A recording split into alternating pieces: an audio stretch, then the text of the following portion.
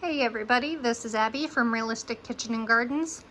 This is going to be a tour of both these shelves and outside, so it's going to be a long one. Grab a drink.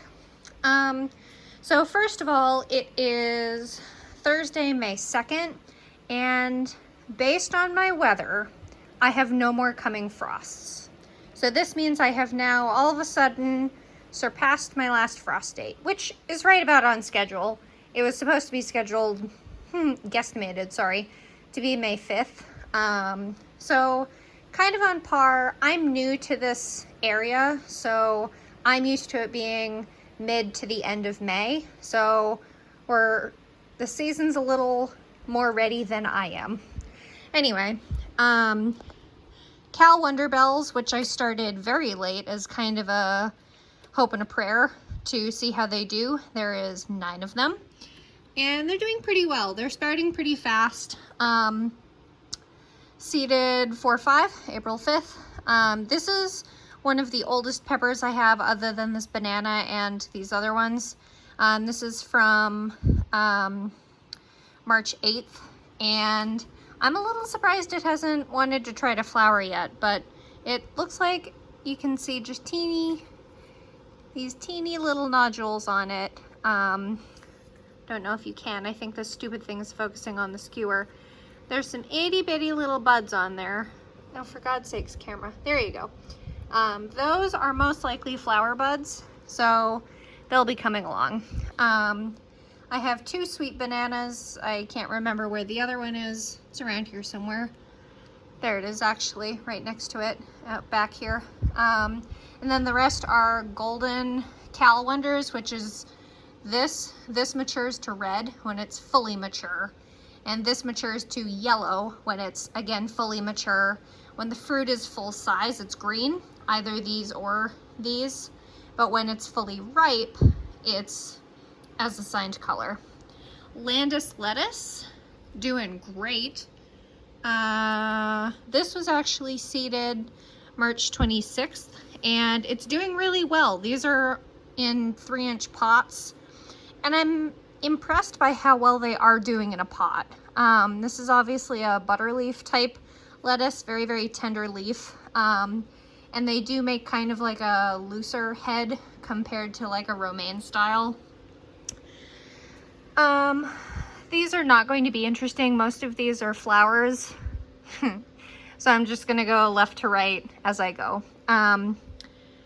Golden Jubilee Anise Hyssop. This is technically like a tea herb, but also a flower.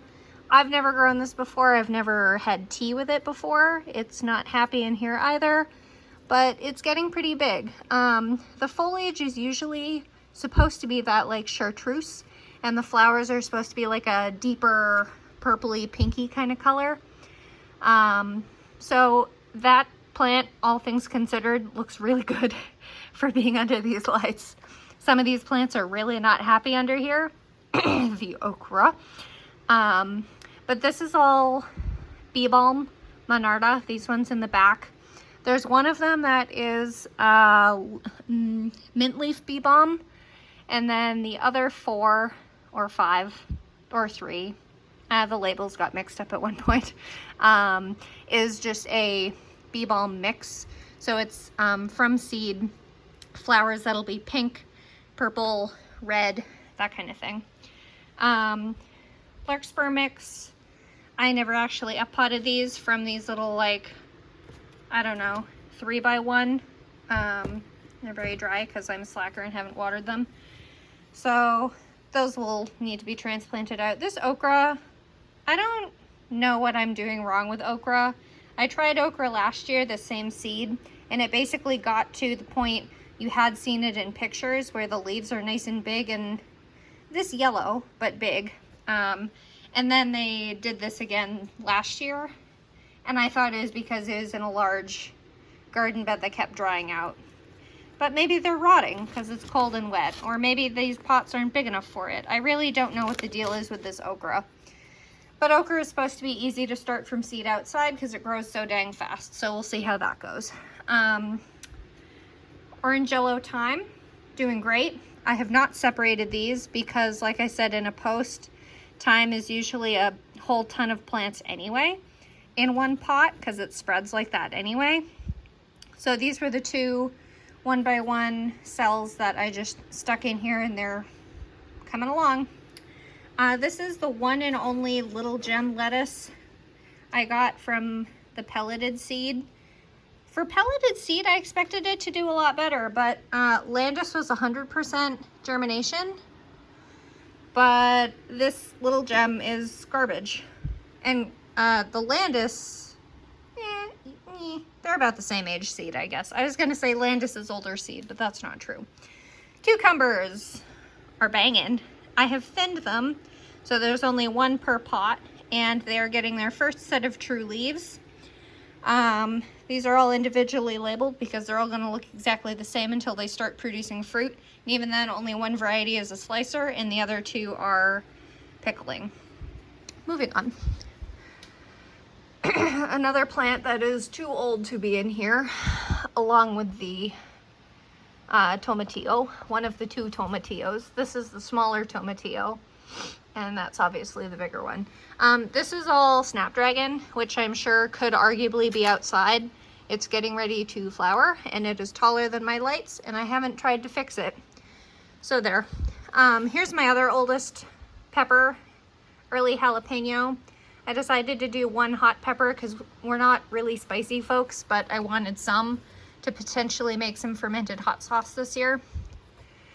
And then this is all my celery and celeriac. Celeriac is back here, and there's 4. And then this is all Utah tall. And I am fairly certain I have a pink celery. This is older seed. I've had this seed for a few years now. So who knows? It's probably just either a fluke mutation or it's actually pink, because this vendor does sell pink celery. Anyway, Utah tall is a stalk celery. Celeriac back there is specifically bred for a large root to treat almost like a turnip. So there. Basil, doing great. Cinnamon basil. Emerald Towers, which is a very upright variety. There's 4 of those. And then there's a huge block of Finissimo Verde Apaya, which is, I think some companies call it spice ball or spicy bush or something like that basil. Basically, it stays small and round and neat. And it's going to be companions to my tomatoes and things. I apparently didn't thin it that well because there's 2 in there, or it splits on its own. That one looks like it's split right down the middle. Let's see. That's more Finissimo. Lime basil, 2. And lemon basil, which is one of the things I've been most excited for. Oh, there's another 2. I guess this was taking its sweet time and I didn't thin that either. Buckley oak leaf lettuce, taking its sweet time, and I should probably up-pot that, but here we are. Marigolds, these are a very large variety of marigolds, and they're going to come along outside, go directly in the dirt rather than in a regular garden bed, and I'm going to have them be a, like, barrier plant. Night shift acorn, 100%. Sweet nut acorn, which is the type that's supposed to be the pepita type, the hull-less seeds, so you can eat the seeds too, 100%. Lady Godiva, struggling. 1 really big one, and then there's 1 just coming up, and I haven't seen anything from that. From all I can see, there's probably another seed in that back one. Climbing honey nut, which is kind of like the small butternut squash. But this is specifically a vine type rather than a bush type because I don't need any bush types. It just has to do with the vine length. I want it to climb so it can go up the trellis. And then watermelon. I showed you the other, sorry, bumping you into things. I showed you the other day, I think I have 2. There's this one in the middle and then, nope, that's just a clod of dirt. Okay, just 1 of 3. These can direct sow very easily. And lastly is my tomatoes, and you can't laugh at them because they're doing abysmally, and I know they're doing abysmally, and it's because I haven't up-potted them or fertilized them or anything. This is just what they've been doing. And I know they look atrocious. So these are all seeded the same time as the peppers, so you can get a reference of how either fast tomatoes do or slow peppers do, one or the other. Coeur de Boux, indeterminate type, Hungarian heart, indeterminate type, and then determinate Roma,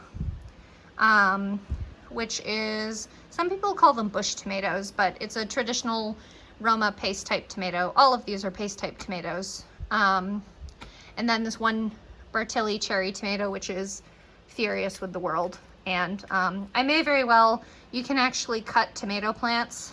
You poor thing.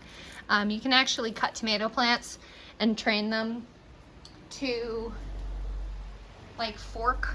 That plant may very well be too far gone with that process. So we'll see how that goes. All right, let's head outside. I warned you it's going to be a long one. I'm sorry. I'm very detailed. Through the basement, where we'll take a quick stop at the herb garden because there's a good thing I want to show you out there. And I need my egg box or egg bin, egg tote, so I can get eggs on the way back. Because you got to make the trip worth it on this property. It's also very hot, so bear with me today. Those need water very badly. Sage, lupine, the 3 different pots of, or little tubs of black-eyed Susan vine. Oh, I forgot to tell you, the black-eyed Susan moppets, I managed to kill them all by not watering. I don't know what was wrong with them, but they died. So I'll just have to either start them from seed or do them next year. It'll be fine. And then the 6 elegance lavender. There's that. Let's take a quick trip over here to the herbs in and amongst grass. Rosemary, loving life, though a little dry. Lemon balm coming up in this. These are all still in pots because I haven't been able to get the big beds I want. So lemon balm, doing okay. These all look really dry because it's really hot and they're in pots that don't have enough dirt in them. Spare me. Thyme, good King Henry, really needs water. Oregano, chamomile, which reseeded itself last year and is already flowering, having a grand old time, though also needs water. Another thyme, more volunteer chamomile. What is that on there? Some kind of little bug on it, and I can't see what it is. Empty bed that needs dirt. More volunteer chamomile, although this is my supposed to be, you poor plant. Woo! Something flowered and spit, or seeded and spit seed everywhere. This is where my chocolate mint is supposed to be. But I see the chamomile has outcompeted it. So that answers my question of what would outcompete who? Would chamomile outcompete mint, or would mint outcompete chamomile? And apparently, chamomile outcompetes mint. This is the plant I bought last fall and brought with me, not counting the mint. Well, yes, I brought the mint, but this is a native honeysuckle, major wheeler, that flowers beautifully, and it's a quick growing vine and it will climb. I just haven't given it anywhere to climb. So this is just what it's doing until I give it a home. And there's ginger mint having the best time of its life. Headed back over here, back towards the path towards the garden, I'll show you my peppermint, spearmint, one of the mints. That's having a grand old time just living in this pot. And it kind of split itself off. There's a little piece of root too. And these chives, also full of grass, are the only chives I've successfully brought with me because the rest dried out. Because chives are not hard to find. Oh my gosh, my raspberries are finally I think. Ooh, they're finally opening. So that means we're gonna have raspberries real soon. And this plant, this is one of 4. They are so loaded with flowers, and hopefully they'll be so loaded with fruit. So I'm excited.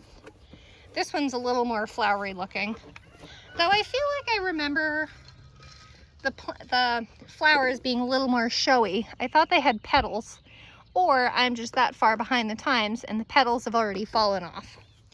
I don't know that. Anyway, down to the garden. I'll keep this quick, this part of it quick. I know it's been long already, but it's also really hot. It's 85. Though it's lovely, barefoot in the grass, because shoes just hold heat. I mean, that's nice in the, holding in heat is nice in the winter, but not in the summer. And I couldn't even bother with flip-flops. And that's on me. Maybe I'll try to water everything tomorrow morning when it's nice and cool, because we haven't had enough rain. Okay. Oh, I wanted to tell you about the garlic. We start down by the garlic anyway. So the garlic varieties I have, I'll start down by Adonai. So I posted recently about the fact of garlic because I recently ordered my fall, well, so it's planted in the fall and harvested the following July. So this is Adonai. This is a garlic that I got from a local farmer at my farmer's market, I think 2 summers ago. I thought you were producing a flower stalk already, and I was going to be very confused. Though it is a different grow zone, so it could very well. So this is the second year I've planted it. The first year I planted it from holding the seed over, keeping the seed myself, carrying it and all that. So that's Adonai. This is German Red. I finally looked at what varieties I have where. This is German Red. This is the variety that has done the most poorly of all my 6 varieties I'm growing this year. Even though it's supposed to be extremely hardy, it is not here. Although this patch, this specific patch, I think got some of the worst damage. I mean, I've repaired most of it, but it got some of the most damage from all the runoff. So I wonder if that's part of it, but this was also the variety that it basically was the last sprout above ground in February when I moved these. These were just cloves with a little nub on it, where all the rest of them were at least a couple inches long. So probably not keeping this one. Now this is where I'm going to have to remember which is which, because there's 4 more. I know I wish I could open a notes app while I'm doing a video, but it won't let me. So I have Bavarian Purple, which is something like 5 or 6 cloves. I have German Red, which I told you. I have Ivan, which is a porcelain type, and it only has 4 to 5 cloves, which is very similar to the other types of garlic I've bought for this coming year, this October. So I might very well keep that, Ivan. I think Ivan is this one, the next to last variety. I'm gonna have to look it up. Sorry, I don't have that good of a memory. So this variety I think is doing second poorest, whatever this one is. And I have this mapped out all on the garden planner program I use online. It just helps me keep track of literally everything I need to keep track of. That's a big thistle that I need to dig out before it bites my foot. So there's that. This is probably doing a good second runner-up, this third variety, which I don't know. I also have Persian Star. That's another variety I have, but that one also has a whole bunch of cloves to it. So the only one that's similar to what I want is Ivan. Here's the onions. row B. So all the way up till that stake, the second stake. So right about there is all one variety, which is a sweet white onion called Ringmaster. Sorry, I had to look at the tag. So I just mulched this side of it because these plants were doing poorer than the other side, probably because they got so badly washed out. There's going to be a lot of holes in this. You can kind of see them now that they're mulched. It's a little easier. But this side got washed out pretty badly. I just tried to save the biggest plants, but it is what it is. I got so many extra plants. So that alone, that originally was the original like 144, which matches the same amount of Patterson yellow storage onions I got, which are supposed to last a very long time when cured properly. But then with the Ringmaster, I had all these extra smaller, very small starts that I said, what the hell, I have room, I'll just put them in here. And that might very well have helped save them, honestly, like kind of even out the number of onions that ultimately got washed out from that huge storm we had in April that came down the hill and washed out so much stuff. Patterson is doing really well. 1, 2, 3. The plants are getting pretty big. I managed to put them in a nice straight line. I put these in first and then I put those ones in. So I hope I have a really good onion harvest this year. I bought starts this year, which was a first for me. I've heard some people say that it doesn't work well because they go to seed so much faster because of the like climate change, kind of microclimate change that they go through. Just, I don't know. So we'll see how it goes. I've done dormant little bulbs, and they don't get very big, and they are most apt to go to flower. And I have grown onions from seed, and I really enjoyed it, but it just takes up so much dang storage time. Like, you start them in January and you plant them out in March to give them a good start, but it just takes up so much dang room on your seed starting shelf. This row is currently unoccupied, but going to be seeded very, very soon with green beans. You guys, look at this. Look how huge this Chinese cabbage is. This is one of 2 Chinese cabbage, and I have all these row covers staked down so they don't get blown away. So this unfortunately will be the only one you'll really get to see. But this Chinese cabbage is already huge. It's like shot off all of a sudden. So I do really want to give you an update on these things, but I don't want to dislodge things too much. Can you see that? You can kind of see that. That's Omero, purple, right in there, purple cabbage. That's one of the first ones I transplanted out. It's too dang hot to pull all these things off and do the whole song and dance with y'all, I'm sorry. That looks like it might be Pixie, one of the ones. Nope, that's the first broccoli. You need to be staked down better and shaded. There's the broccoli, the first blue ribbon broccoli.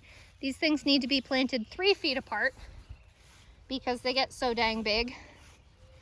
There's another blue ribbon broccoli with a little sun scald on it because I don't have enough shade cloth. I have more shade cloth coming in the mail in a couple days. And then here is one of the 6 cauliflowers I have.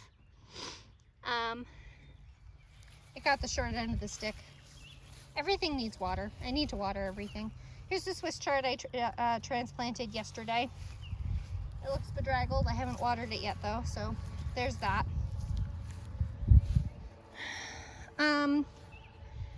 Currently unoccupied row. Going to have, I'm fairly certain, tomatoes and peppers.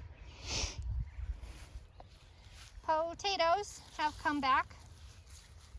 These are red sangre or Sanger, or whatever you want to pronounce it as. This is the shortest day length, or whatever you want to call them, potatoes I have. They're supposed to be ready soonest as a short length one. I think it's like 55 to 75 days. This is Vivaldi, which is a gold type potato that is a mid-season one, so like 70 to 90 days. This has come back nicely, doing a little bit better than Sangra. And this is Caribou Russet potato. This one, oh, it has come back. Okay. This is what happens to potato greens when it gets frosted. But the greens obviously come right back when weather permits. This is a russet type potato, but is supposed to be a medium day length one also at 70 to 90, or like maybe it's 90 to 1. No, that's definitely the longest day length one. I'm not sure. This is the chunk of area that's going to have the tomatillos. Tomatillos are apparently supposed to be very large sprawling plants that go kind of everywhere, so I gave it a lot of room. Obviously not in yet. Sweet peas, struggling. They're doing better though. I feel like some of them have kind of gripped on. This is going to be where all my, so from, where is it? That little stake over to here is where all my celery is going to go. Celery and celeriac, celery root. And then this is where my carrots are supposed to be, and they are coming along, some of them. So there's two. This is Bolero carrot, which I grew last year and really liked of the 3 new seed types I got. But these were regular traditional seed. They did better than I thought, I'll tell you that. Because I planted every like 4 inches, or seeded every like 4 inches, and I didn't think they made it. But they're doing better than I thought. And I've really only watered them once or twice. You can see a few of them. This is Yarrow, my nemesis. There's another one. Look at that. I'm really quite shocked. But I am going to get pelleted seed. There's another one. I am going to get pelleted seed for this fall. Look at that. It's even like in the grass line. I didn't expect it to do that well. Oh, God, it's hot out here. So we'll see. I was originally going to plant the shallots in here. It was going to be carrot, shallot, carrot in a row. But because the carrots are doing so poorly, I think I'm going to put my 12 leeks in here, because the leeks can stay in the ground. It's a long enough season plant variety that it can stay in the ground even through winter, or through a decent number of frosts. So I think I'll put the leeks in here and put the shallots in with the bell peppers as a companion in this row. This is going to be the cucumber row. I fibbed. This is actually going to be like 85%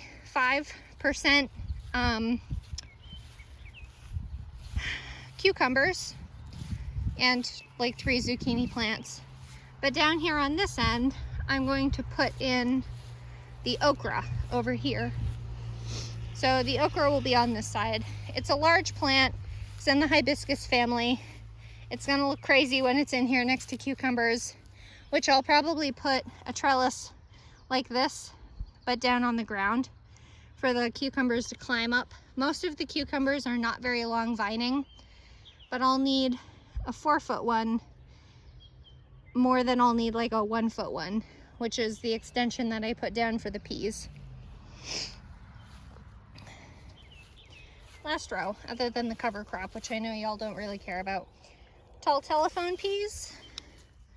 Continuing on, I haven't really grown peas this late in the season. Like last year, I did better with the peas, with the Lincoln shelling peas. And tall telephone is a shelling pea, if you haven't been following along my chaos. But I know peas are not supposed to do well in the heat. These are, and then this is where the Oregon, nope, not doing that variety this year, sorry, reverted. Purple little pod snow pea, there you go. These will only be like 2 or 3 feet tall. These are doing a lot better than tall telephone. And maybe tall telephone just isn't well germinating or fit for this climate or whatever. But they're doing better than tall telephone. So I may have to abandon my hope of shelling peas this year, which is a shame because that's one of the things I liked most, having grown last year, just sitting down to a big bowl of peas and shelling them. It's really satisfying. Anyway, last thing I want to show you is the cilantro. So it is so bright out here, I cannot see my screen anymore. So I think it's there. There's another one here-ish, somewhere. One here, and one around here. So far so good. They haven't completely shot out, but it might also just be dry enough they don't have the resources to shoot out. Again, these were seeded back in March, and I just thought they got lost and weren't gonna come up. So it's kind of fun that they did come up.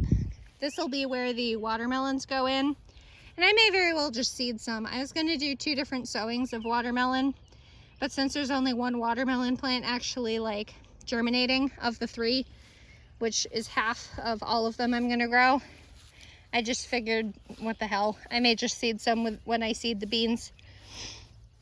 The watermelon variety I'm growing is Cal Bush Wonder Sweet.